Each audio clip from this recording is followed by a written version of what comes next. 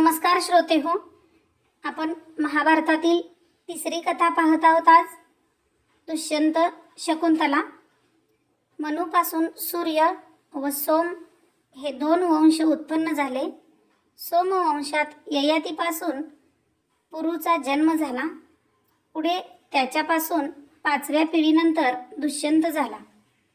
दुष्यंत हा महापराक्रमी आणि अखिल पृथ्वीचा पालनकर्ता स्वामी होता. या वज्रदेही राजाचे सामर्थ्य अद्भुत होते. गदायुद्ध आणि शस्त्राचे उपयोजन यात तो पारंगत होता. गज आणि अश्वारोहण यात तो निष्णात होता. सामर्थ्यामध्ये तो विष्णूचा तोडीचा, तेजामध्ये सूर्याची बरोबरी करणारा, विवेकात सागराप्रमाणे भासणारा आणि सहिष्णुतेच्या बाबतीत तो पृथ्वी समान होता. त्याच्या कारकिर्दीत वीरनसंकर हा अपराध मानला जात असल्याने तसे करणारा कोणीही मनुष्य नव्हता. पर्जन्यवृष्टी नियमाने होत असल्यामुळे नांगरल्या वाचूनही भूमीतून भरपूर पीक विनासायास निघत असे. पापाचरण करण्याकडे कोणाही नागरिकाची सहसा प्रवृत्ती नसे. एकदा हा पराक्रमी दुष्यंत राजा विपुल सैन्य बरोबर घेऊन मृगयेसाठी अरण्याकडे गेला. त्याच्याबरोबर काही हत्ती, अश्व आणि चतुरंग सेना होती. मार्गामध्ये त्याला नंदनवनाप्रमाणे रमणीय असलेले एक वन लावले. मोठ्या वृक्षांनी व लहान सहान झुडपांनी ते वन गजबजलेले होते. सेवकांसमवेत राजाने तेथे एक मृग, काळवीट, शार्दूल, घ्रादी, वन्य श्वापदांची व पक्ष्यांची शिकार केली. अशा प्रकारे असंख्य पशुपक्षी टिपल्यानंतर आपले सैन्य मागे सोडून आपल्या अमात्यांना बरोबर घेऊन तो आणखी मृगयेसाठी अधिक निबिड अभयारण्यात शिरला. तेही अरण्य पार केल्यानंतर त्याने अमात्यांनाही मागे थांबवले. तो त्याही पुढच्या ज्या वनामध्ये शिरला ते वन अतिशय रमणीय आश्रमांनी व्यापलेले होते. फुलाफळांनी डवरलेले असंख्य वृक्ष तेथे होते. पक्ष्यांच्या मधुर किलबिलाटाने व भ्रमरांच्या गुंजारवाने तिथले वातावरण अगदी प्रसन्न झाले होते. सुगंध फुलांच्या वृक्षराजीत मंद शीतल वारे वाहत होते. त्या वाऱ्याने वृक्ष कंपित होताच दुष्यंतावर सुखद पुष्पवृष्टी होत असे.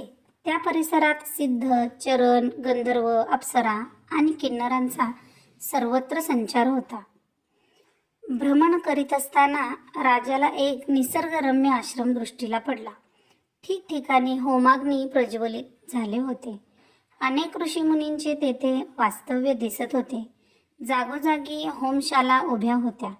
पवित्र आणि मधुर जलाने परिपूर्ण असलेली मालिनी नदी आश्रमाजवळून वाहत होती. त्या परमपावन आश्रमाला राजाने मनोमन वंदन केले. नदीच्या तीरावर लोकोत्तर तेजस्वी महर्षी कण्व यांचा आश्रम होता. अथर्व वेदामध्ये पारंगत असलेले ऋषी त्या आश्रमात पदक्रमाला अनुसरून संहितांचे पठन करण्यात मग्न होते. त्यांच्या पठनामुळे निनादित झालेला तो आश्रम जणू ब्रह्मलोकच भासत होता. अंतर्भागी जाऊन कण्व मुनींचे दर्शन घेण्याची दुष्यंताला मनस्वी इच्छा झाली. काही अंतर पुढे जाऊनही कण्व मुनी त्याला दिसले नाहीत. आश्रमात कोणी आहे का अशी त्याने मोठ्याने हाक मारली. ती ऐकून लक्ष्मीप्रमाणे सौंदर्यवती तपस्वेशधारिणी शकुंतला नामक एक युवती कुटीतून बाहेर आली. तिने राजाचे स्वागत केले. आपलं काय काम आहे अशी तिने पृच्छा केली व माझे पिताजी फळं आणण्यासाठी बाहेर गेले आहेत, ते इतक्यात येतीलच अशी पुस्ती केली. मी कण्व महर्षींची सेवा करण्यासाठी आलो आहे असे त्याने उत्तर दिले. उग्र वृत्ताचरणी कण्व महर्षींची ही कन्या असेल असे वाटत तरी नाही, असा राजाच्या मनात संशय उद्भवला. त्याचे निराकरण करावे अशी त्याने त्या युवतीला विनंती केली. त्यावर शकुंतलेने खुलासा केला की काही कालापूर्वी इथं एक ऋषी आले होते. त्यांनी माझ्या जन्माचा इतिहास विचारला होता. त्या ऋषींना माझ्या पित्यानं जो वृत्तांत कथन केला तोच मी आपणास सांगते. पूर्वी विश्वामित्र ऋषींनी घोर तप करून प्रतिसृष्टी निर्माण करण्याची प्रक्रिया आरंभली.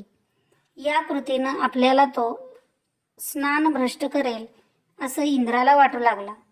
म्हणून या ऋषींचा तेजोभंग करण्यासाठी सर्व अप्सरांमध्ये अग्रगण्य असलेल्या सौंदर्यवती मेनकेची त्यानं या कामी नियुक्ती केली. ऋषींचा तापट स्वभाव माहीत असल्यामुळं साक्षात मदनाला तिच्या मदतीसाठी पाठवण्यात आलं. विश्वामित्र ऋषी तपश्चर्येत मग्न असलेल्या ठिकाणी मेनका वायुलहरींसंगे पोचली. ऋषींना अभिवादन करून ती त्यांच्याजवळ क्रीडाविहार करू लागली. एवढ्यात वाऱ्यानं तिचं धवल वस्त्र अंगावरून दूर उडलं. कृतक लज्जेनं ती वस्त्र पकडण्यासाठी तिकडं त्वरेनं जाऊ लागली. विश्वामित्र ऋषी हा सगळा प्रकार पाहत होता. ऐन यौवन्यभरात असलेल्या सौंदर्यखनी मेनकेला अनावृत्त पाहून मदनानं विश्वामित्रावर आपला प्रभाव टाकला.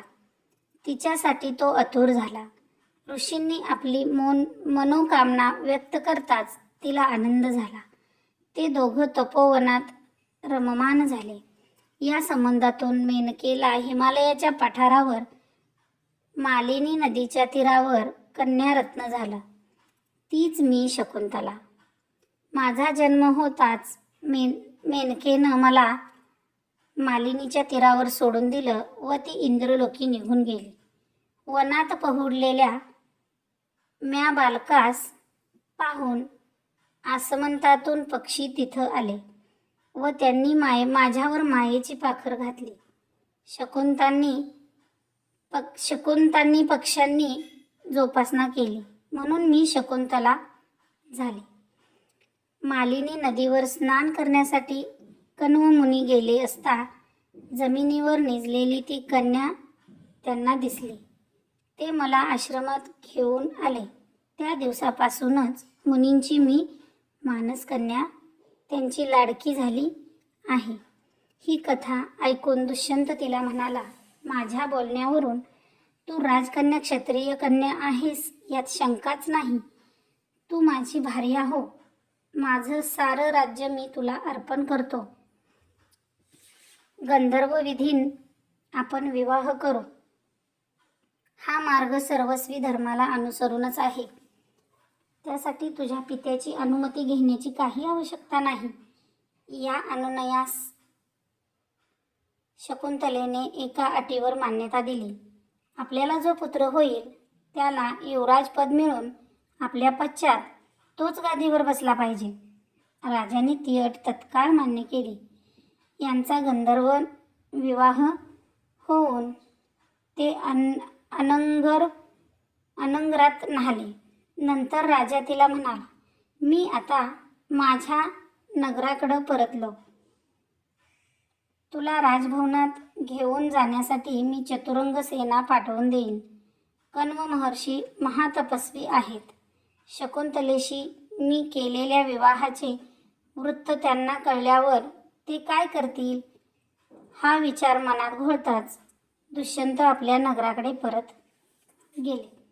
राजा आश्रमातून बाहेर पडल्यानंतर थोड्या अवधीने कण्व ऋषी परतले. शकुंतला त्यांच्यापुढे जाण्यास लाजली. त्या महातपस्वी कण्व मुनींनी सारा वृत्तांत तर्कज्ञानाने ओळखला. तथापि तिला धीर देत त्यांनी उद्गार काढले, दुष्यंत राजा फार थोर आहे.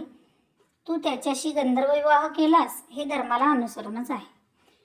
त्याच्यापासून तुला जो पुत्र होईल तो जगात महाबलाढ्य म्हणून विख्यात होईल. या पुरुषातील राजे सदैव धर्मशील राहावेत असा आशीर्वाद त्यांनी शकुंतलेला दिला. दुष्यंत राजधानीकडे परतला. लावण्यवती शकुंतलेने यथाकाल एका तेजस्वी पुत्राला जन्म दिला. त्यासही हा म्हणता 6 वर्ष झाली. तो पुत्र बुद्धिमान, कांतिमान तर होताच, शिवाय त्याचे सामर्थ्य सिंहाप्रमाणे होते. सिंह, वाघ, महिष आणि हत्तींना पकडून आणून त्यांच्यावर आरूढ होऊन आश्रमाच्या परिसरात त्यांच्याशी तो धागडधिंगा घालत असे. त्याचे तेज, बुद्धिमत्ता व सामर्थ्य हे सर्व पाहून त्याला युवराजपदी अभिषेक करण्याचा आता समय आला आहे, असे कण्व ऋषी शकुंतलेजवळ म्हणाले. नंतर शकुंतला व देवपुत्राप्रमाणे कांती असलेल्या तिच्या कमलनयन पुत्राला बरोबर घेऊन ओजस्वी कण्वशिष्य हस्तिनापुराकडे निघाले. द्वारपालाने राजाला वर्दी दिल्यानंतर सूर्याप्रमाणे कांती असलेला आपला पुत्र बरोबर घेऊन शकुंतला राजासमोर जाऊन उभी राहिली. राजाला म्हणाली, हा देवतुल्य कुमार मला आपल्यापासून झाला आहे. याला यौव राज्याभिषेक करा आणि आपण दिलेलं वचन पाळा. कण्व मुनींच्या आश्रमामध्ये आपला गंधर्व विवाह झाला व आपण एकरूप झालो. त्यावेळी आपण मला दिलेलं अभिवचन आपल्यास आठवत असेलच. राजाला आश्रमात घडलेल्या साऱ्या गोष्टी आठवत होत्या.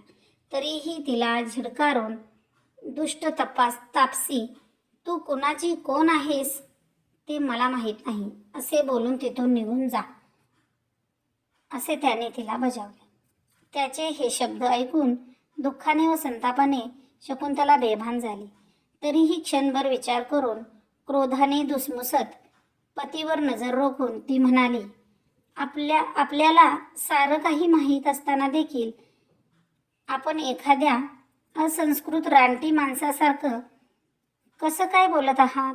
भार्या हाच पुरुषाचा सर्वश्रेष्ठ आधार असतो.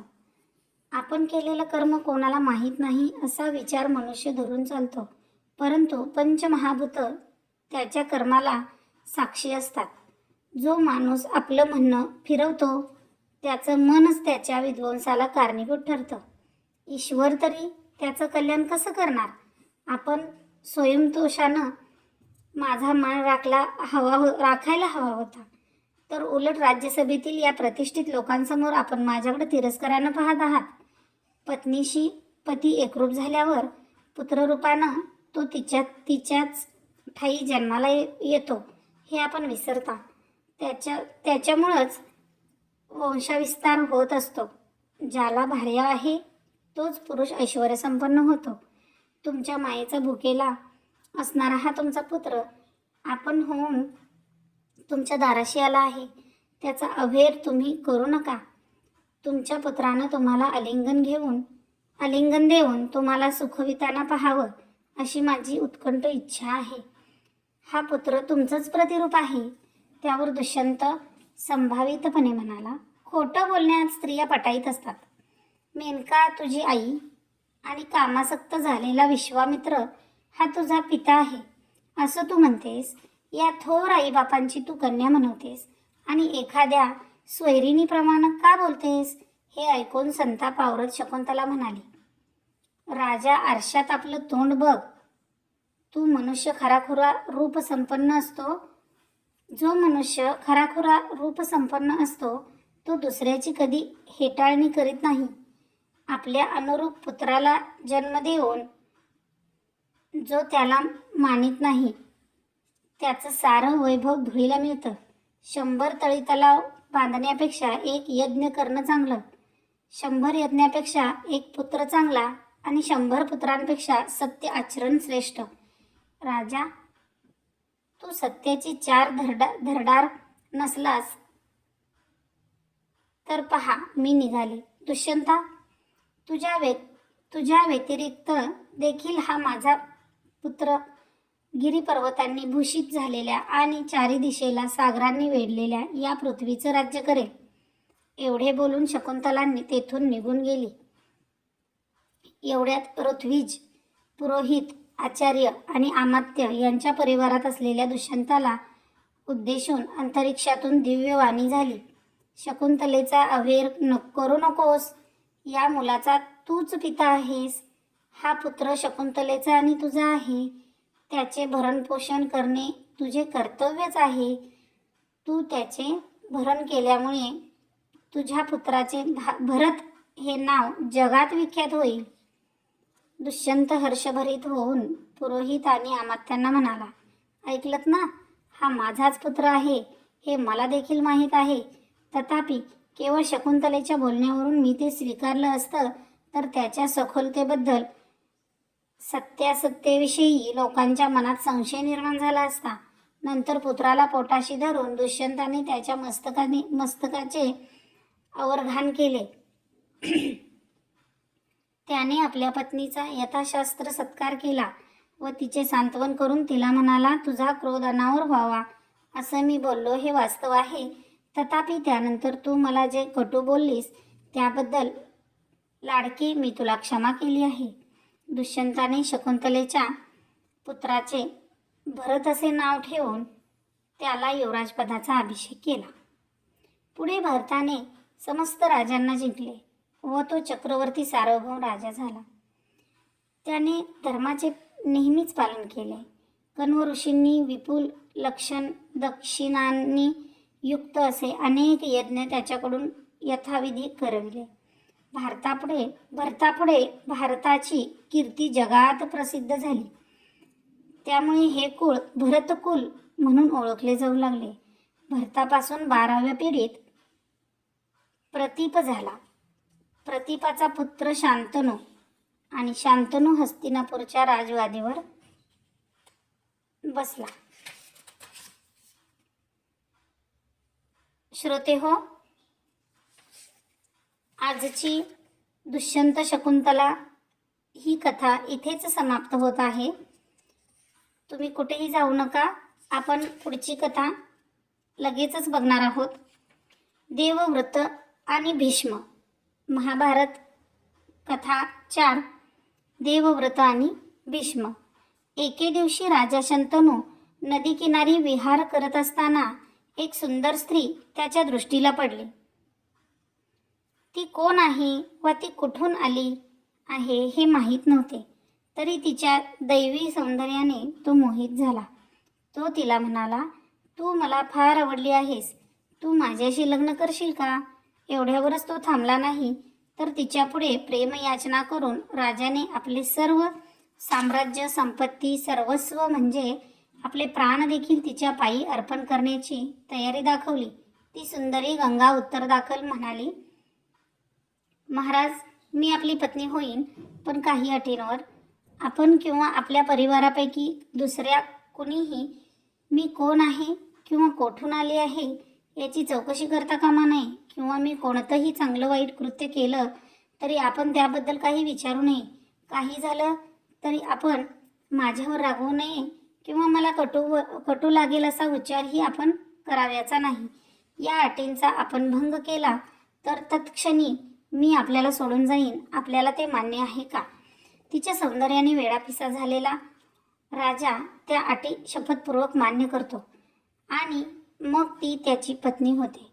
तिची नम्र वागणूक, मोहक हालचाल व तिच्या प्रेमळ स्वभावामुळे राजा आनंदून जात असे. राजा शांतनू व गंगेचा काळ अत्यानंदात कसा भरकन उडून जात असे. गंगेने काही अपत्यांना जन्म दिला, मात्र दरवेळी अपत्य जन्माला येताच ती त्याला नदीच्या प्रवाहात सोडून देऊन हसतमुखाने राजाकडे परत येत असे.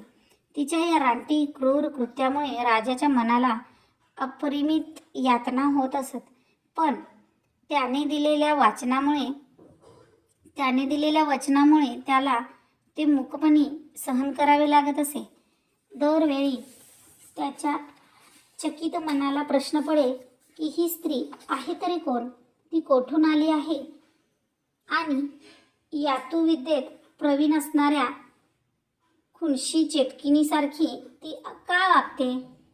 तरी देखील तिच्यावरील प्रेमाने वेडा झालेल्या राजाने दिलेल्या वचनाला जागून या कृत्याबद्दल तिला कधीही दोष दिला नाही किंवा तिला रोखून विचारले देखील नाही.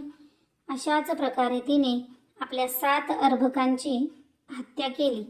8वे बालक जन्माला आले. यावेळी मात्र राजाला ते अगदी सहन होईना. ज्यावेळी ती त्या बालकास गंगेच्या प्रवाहात सोडण्यासाठी निघाली, त्याच वेळी राजा तिला त्वेषाने म्हणाला, "अगं थांब थांब, तुझ्या या निष्पाप बाळाची तू अत्यंत भीषण आणि अमानुष तऱ्हेनं का हत्या करायला निघाली आहेस?" राजाने तिला अडवले तेव्हा ती म्हणाली, "महाराज, तुम्ही आपल्या वचनाला विसरलेले दिसता. मला सोडून आपली माया आपल्या अपत्यावरच जडलेली आहे. आपल्याला आता माझी गरज नाही असं वाटतं. आता मी तर निघालेच. या बाळाची मी हत्या करणार नाही. पण मी काय म्हणते ते आपण लक्षपूर्वक ऐका. देव आणि मानवांना हवीहवीशी वाटणारी मी देवी गंगा आहे. वरिष्ठ ऋषींनी दिलेल्या शापामुळे ही दुष्कृत्य करण्याचं माझ्या भाळी आलं." तिने पुढे सांगितले, "वरिष्ठ ऋषींनी अष्टसूंना शाप दिला होता की तुम्ही मनुष्य योनीत जन्माला याल. त्याचं कारण असं घडलं की आपल्या स्त्रियांना घेऊन हे अष्टवसू मौज मजा करण्यासाठी स्वस्त दिवस पाहून पर्वतराजीवर गेले होते. वरिष्ठ ऋषींच्या आश्रमाचा तो परिसर होता. वशिष्ठ ऋषींची अत्यंत सुंदर अशी नंदिनी गाय तेथे चरत असताना एका वसूच्या नजरेला पडली. त्यानं आपल्या स्त्रीचं त्या गायीकडं लक्ष वेधलं. त्या गायीचं मोहक रूप पाहून सगळ्याच स्त्रियांना आनंद झाला.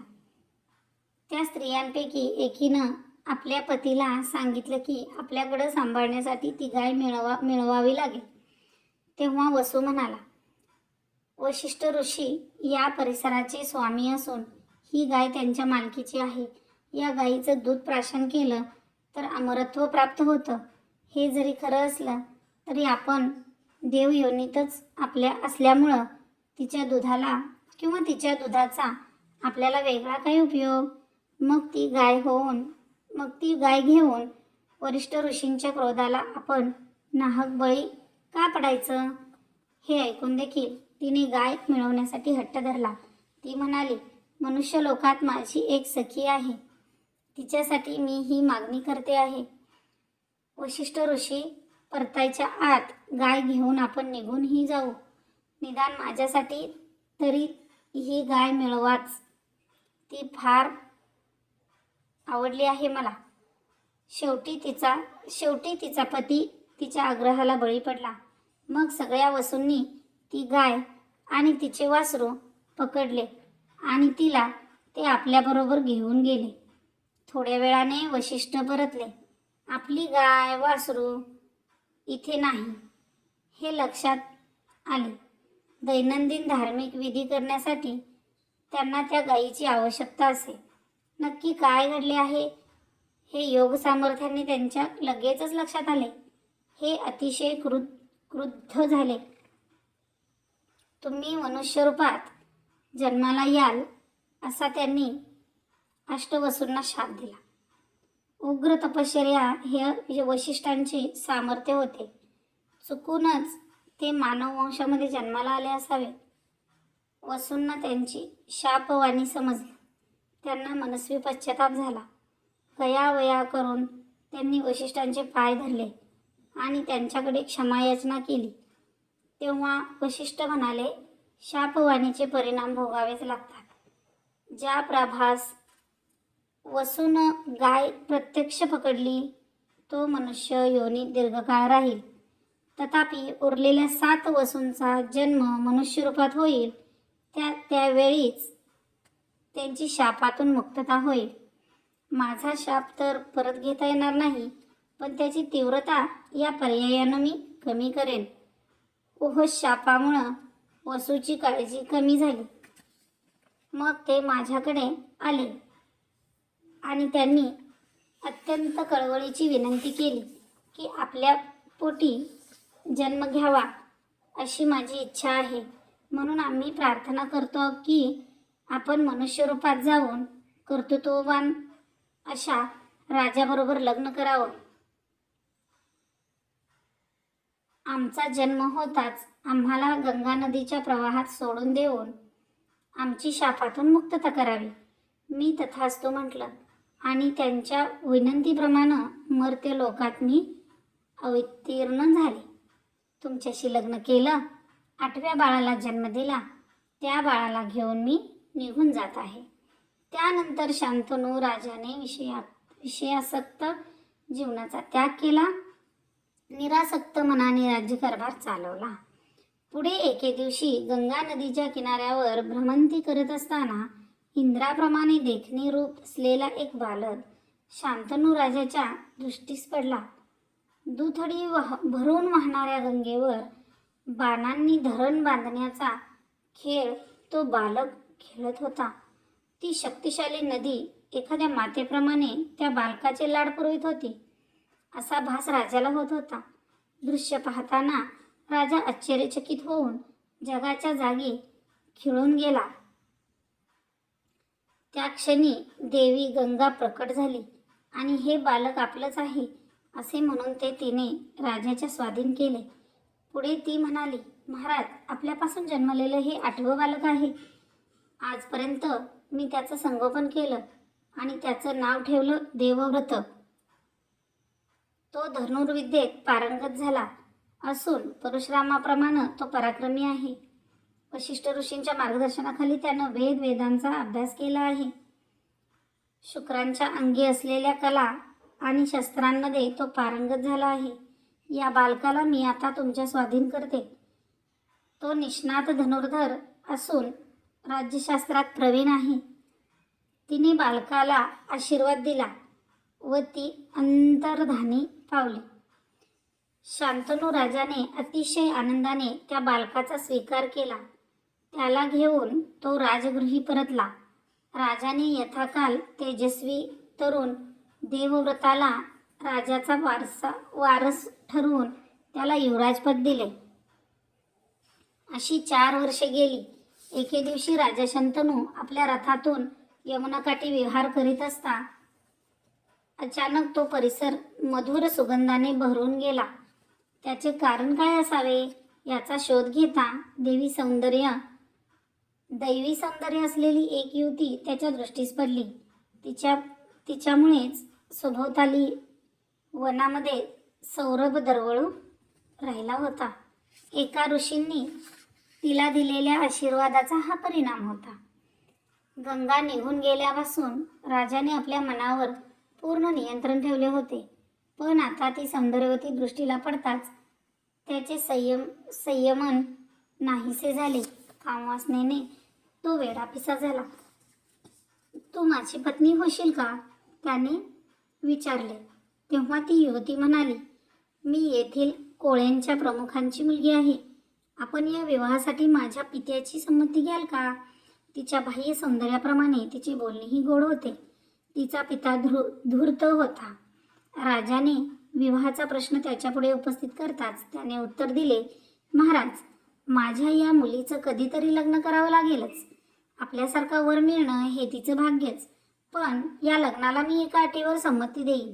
राजा म्हणाला, आपली अट व्यवहार्य असेल तर मी खचितच स्वीकारेन.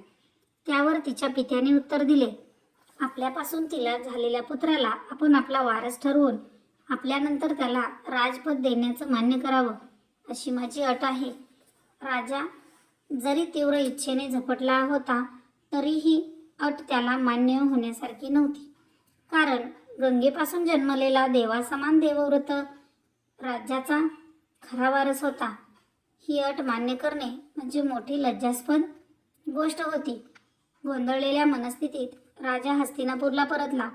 ही घटना त्याने कोणालाच सांगितली नाही, परंतु एकटेपणाने तो झुरणीला लागला. एके दिवशी देवव्रत पित्याला म्हणाला, पिताजी, आपली इच्छा असेल तर ते सगळं आपल्या सेवेला असताना आपण दुःखी का आहात? कोणत्या तर आंतरिक क्लेशामुळं आपण झुरत आहात असं मला वाटत आहे. राजाने प्रत्युत्तर दिलं, माझ्या लाडक्या बाळा, तू म्हणतो आहेस ते खरं आहे. मानसिक दुःख आणि चिंतेनं ग्रासल्यामुळं माझ्या मनाला तीव्र वेदना होत आहेत. तू माझा एकुलता एक महत्वाकांक्षी पुत्र आहेस आणि तू नेहमीच संघर्षात गुंतलेला असतोस. युद्ध तर अविरत चाललेलीच असतात. या जगात माणसाचं जीवन अनिश्चित होत आहे. त्यामुळं तुझ्यावर काही दुर्दैवी संकट कोसळलं तर आपला वंशच नष्ट होईल. अर्थात तुझ्या अंगी तर 100 युवकांचं बळ आहे. आपले पवित्र ग्रंथ असं सांगतात की या क्षणभंगूर जगामध्ये एकच मुलगा म्हणजे तो असून नसल्यासारखाच असतो. म्हणून आपली वंशवेल अबाधित राहण्यासाठी केवळ एकाच अपत्यावर अवलंबून असता कामा नये. माझी तर इच्छा आहे की आपली वंशवेल चिरंतन वाढत राहावी. याच चिंतेमुळं माझ्या मनाला मनस्वी यातना होत आहेत. खरी गोष्ट आपल्या मुलाला सांगण्याची लज्जा वाटल्यामुळे राजाने आडवळणी बोलून वेळ मारून नेली. चतुर देवव्रताच्या चटकन लक्षात आले की राजाचे मनस्वास्थ्य बिघडण्याचे काही खास घडले असले पाहिजे आणि ते आपल्यापुढे उघड करायला राजा धजावत नाही. म्हणून त्याने राजाच्या सारथ्याकडे चौकशी केली. तेव्हा त्याला समजले की यमुनेच्या काठी विहार करीत असताना कोळ्याच्या प्रमुखाच्या कन्येशी राजाची गाठ पडली होती. देवव्रत तातडीने त्या कोळ्याच्या प्रमुखाला भेटला व त्याला आपल्या पित्यासाठी त्याने त्याच्या मुलीला मागणी घातली. कोळ्याने आदरपूर्वक पण ठामपणे सांगितले की माझी मुलगी राजाची राणी होण्यासाठी अगदी योग्यच आहे, पण राजापासून तिला झालेला पुत्र राजाचा वारस झाला पाहिजे अशी त्या लग्नासाठी माझी अट आहे. परंतु राजाचा वारस म्हणून राजानं आपल्याला युवराजपद दिलं आहे असं मी ऐकतो. म्हणजे आपणच राज्याचा वारस व्हाल आणि हीच गोष्ट या लग्नाच्या आड येत आहे.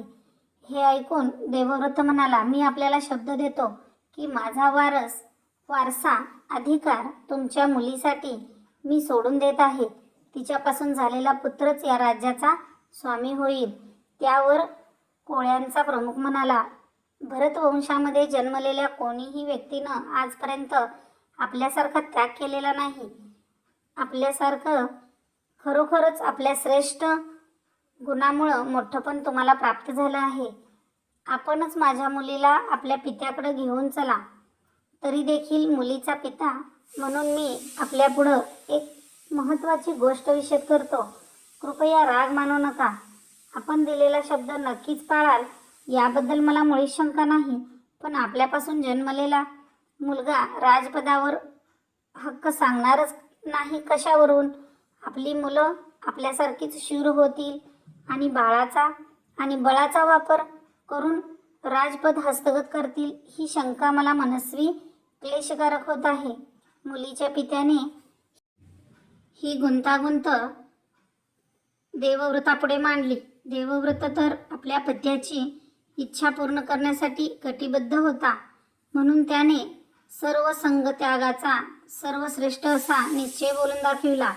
आपले दोन्ही बाहू उंचावून त्याने मुलीच्या पित्यापुढे शपथ घेतली की मी कधीच लग्न करणार नाही आणि आयुष्यभर संयमी राहून मी पावित्र्याचं जतन करेन.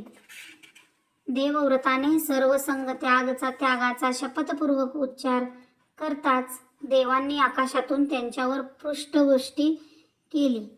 त्यांनी भीष्म म्हणजे अचाट कर्म करणारा अशा उद्घोषणा केल्या. त्यात सगळे वातावरण दुमदुमून गेले. पुढे सत्यवतीने शंतनूपासून चित्रांगद व विचित्रवीर्य अशा 2 मुलांचा जन्म दिला. या सुप्रसिद्ध शंतनू राजाच्या मृत्यूनंतर त्याचा मुलगा चित्रांगद हस्तिनापूरचा राजा झाला. श्रोतेहो, अशा प्रकारे चौथी कथा आपण जी आज वाचली, देवव्रत व भीष्म, ही संपन्न झालेली आहे. पुढची कथा आपण लवकरच बघणार आहोत. तोपर्यंत धन्यवाद.